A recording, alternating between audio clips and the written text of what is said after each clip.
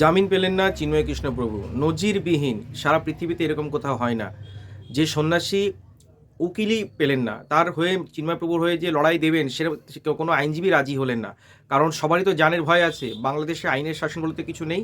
তাই সেখানকার যে আইনজীবীরা তারা চিন্ময় প্রভুর হয়ে যে লড়াই দেবেন, কেউ রাজি নয়। কেউ চিন্ময় প্রভুর হয়ে যে সওয়াল করবেন, কেউ দালালিনের পাশে কোনো আইনজীবী না থাকার ফলে আজকে শুনানি পিছিয়ে গেল। বিচারপতি 2রা জানুয়ারি 2025 শুনানির আবার ডেট স্থির করলেন এবং যার ফলটা হলো কি চিন্ময় প্রভুকে আরও একটা মাস জেলে থাকতে হবে। আমাদের দেশে আজমল কাজাব, সবাই তো মনে আছে আপনাদের, যে মুম্বাই হামলার মেন দোষী যে ছিল তাকে জ্যান্ত ধরা গেছিল, যে আতঙ্কবাদীকে গুলি করছিল তাকে জ্যান্ত ধরা গেছিল, সেই আজমল কাসাব তাকেও কিন্তু তার পক্ষ নেওয়ার জন্য তাকে একটা আইনজীবী দেওয়া হয়েছিল।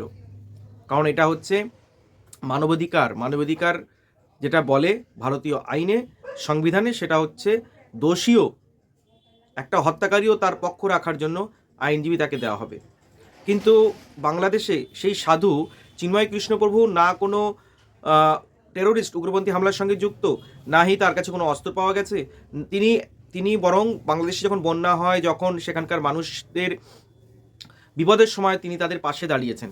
তো সেই মানুষটিকে এখন আইনজীবী দেওয়া হচ্ছে না, একটা বিরাট মাপের একটা চক্রান্ত করা হচ্ছে। তাকে আরও একটি মাস তাকে জেলে রাখা হবে এবং বাংলাদেশের বিচারপতি তাকে রায় দিয়েছে যে আগামী 2রা জানুয়ারি 2025 তার মামলার শুনানি হবে, যদি আইনজীবী পাওয়া যায়। ভাবুন একবার, তার হয়ে সওয়াল করেছিলেন আইনজীবী রমেন দে। তার অবস্থাটা, তিনি এখন আইসিইউতে ভর্তি। মানে তিনি শুধু তার হয়ে সওয়াল করেছিলেন, চিন্ময় কৃষ্ণপুর হয়ে সওয়াল করেছিলেন। সেখানকার মানুষ এমনই, সব জঙ্গি জামাতের এমনই ব্যাপার যে তাকে একদম আইসিইউ এমনই মারা হয়েছে যে তাকে আইসিইউতে তিনি ভর্তি হয়ে গেছেন। ভাবুন একবার বাংলাদেশে এখন কি পরিস্থিতি চলছে। বাংলাদেশে শুধুমাত্র মুখোশটা রয়েছে ইউনিশ সরকারের, কিন্তু পেছনে দাঁড়িয়ে আছে একটা বিরাট জঙ্গি বাহিনী, যারা ওই সরকারটাকে এবং ওখানে যত পুরো সিস্টেম আছে চালাচ্ছে। কিছুক্ষণ আগে একটা খবরে আমি জানতে পারলাম ইউনিক সোর্সে, যে জামাত নাকি জামাত চীনে গেছিল, যে সেখানে শি জিনপিংয়ের সঙ্গে কথা বলতে, যে ভারতের উপরে সম্মিলিত যৌথ অ্যাটাকের জন্য। কিন্তু শি জিনপিং ভারতের সঙ্গে এখন কিন্তু চীনের সঙ্গে আমাদের সম্পর্ক ভালো। তো সেই ক্ষেত্রে চীন কিন্তু তাদের কোনো পাত্তাই দেয়নি, উল্টে তাদেরকে ফেরত পাঠিয়ে দিয়েছে। তো এই সমস্ত ব্যাপারগুলো উঠে এসছে, মানে বাংলাদেশ একটা চক্রান্ত এখন কাজ করছিল ভারতকে উস্কানি দিয়ে কিভাবে ভারত অ্যাটাক করবে, তারপর তারা চীন পাকিস্তান সম্মিলিতভাবে অ্যাটাক করবে ভারতের উপরে, এরকম একটা কিন্তু তাদের ভিতরে জিনিসটা কাজ করছিল। তার জন্যই তারা বারে বারে বলছে চিকেন নেকে হাত দিয়ে তারা 7 সিস্টার্সকে আলাদা করে দেবে। মানে ওই যে জামাতিগুলো উস্কাচ্ছিল, এরপরে দেখবেন চীন যখন পিছিয়ে আসলো, এবার দেখবেন যে ওরা যে কদিন ধরে করে যাচ্ছিল, হয়তো পরিবর্তন আসতে পারে। তারা উস্কানিমূলক কিছু যেটা করছিল সেটা হয়তো বন্ধ হলেও হতে পারে, কারণ চীন হেল্প করবে না বলেই দিয়েছে পরিষ্কার।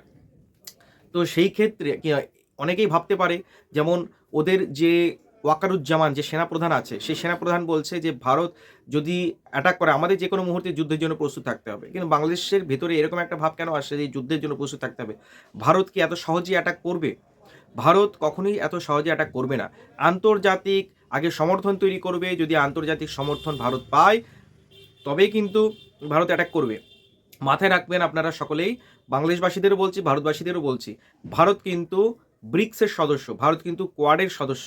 তো সুতরাং কারোর অসম্মতিতে ভারত কিন্তু কখনোই, আজকে যেমন গতকালকে মমতা ব্যানার্জি একটি কথা বলেছেন যে ভারত জাতিসংঘে গিয়ে কথা বলুক এবং বাংলাদেশে যা চলছে সেটা, তার জন্য শান্তি বাহিনী পাঠানো হোক ভারতের তরফ থেকে বাংলাদেশে। যাই হোক, মমতা ব্যানার্জির মতন করে বলেছেন, কিন্তু জাতিসংঘে গিয়ে বললেই, জাতিসংঘ পারমিশন দিলেই শান্তি বাহিনী পাঠাতে পারে না। তার জন্য জাতিসংঘে যে কটি দেশ আছে সবার সমর্থন লাগবে ভারতকে। যেমন ভারত তো এখন জাতিসংঘের স্থায়ী সদস্য। তো সুতরাং ভারত কোনো দায়িত্ব জ্ঞানহীন কাজ করবে না, যে হঠাৎ করে দুম করে আক্রমণ করে দিলাম আর তার ফলে পার্শ্ববর্তী দেশ পাকিস্তান ওই দিক থেকে আক্রমণ করলো এবং সেক্ষেত্রে একটা অস্থিরতার সৃষ্টি হলো, এরকম কোনো কাজ ভারত করবে না। তবে ভারত যদি মনে করে বাংলাদেশ বা পাকিস্তানকে গোড়াতে, না 5 মিনিট টাইম লাগবে না, 5 মিনিটে সব গুড়িয়ে দেবে। কিন্তু বাংলাদেশ যেটা শুরু করেছে, ভারতের পতাকার অবমাননা, তারপর একের পর এক যে সমস্ত ভারত বিরোধী যে সমস্ত মন্তব্যগুলো আমরা ভিডিওগুলো ওখানে গিয়ে দেখতে পাচ্ছি, যে আমি এটা বুঝে পাই না বাংলাদেশের কোন ধানে মই দিয়েছে ভারত, ভারতের প্রতি এত ঘৃণা, এর কারণটা কি? 1971 সালে ভারত হেল্প করেছিল, তাদের মুক্তিযুদ্ধে ভারতীয় সেনাদের রক্ত লেগে আছে, সাহায্য করেছিল, এই জন্য কি বাংলাদেশ মানে সেটা কি ভারতের অপরাধ হয়ে গেছে? একটা জিনিস দেখুন না, আমি বলছি ভারত তো কখনো বাংলাদেশের আভ্যন্তরীণ ব্যাপারে নাক গলায়নি, হঠাৎ করে এখন কেন নাক গলাচ্ছে? কারণ ভারতের নিরাপত্তা ভারত সরকার মনে করছে বিঘ্নিত হচ্ছে, কারণ বারে বারে বাংলাদেশ বলছে চিকেন সেভেন সিস্টার তারা নিয়ে নেবে, চিকেন নেক তারা কবজা করে নেবে, যার ফলে ভারত নিরাপত্তাহীনতায় ভুগছে। আবার বলছে যে সেখানে লালমনিরহাটে একটি বিমানবন্দর করবে বাংলাদেশে, সেখান থেকে সব কিছু ট্যাকেল করবে। ভারত যদি মনে করে না সমস্ত কিছু একবারে গড়িয়ে দিতে পারে, তো সুতরাং বাংলাদেশ এমন কিছু যেন না করে যে ভারতকে তার নিরাপত্তার স্বার্থে কিছু করতে হয়।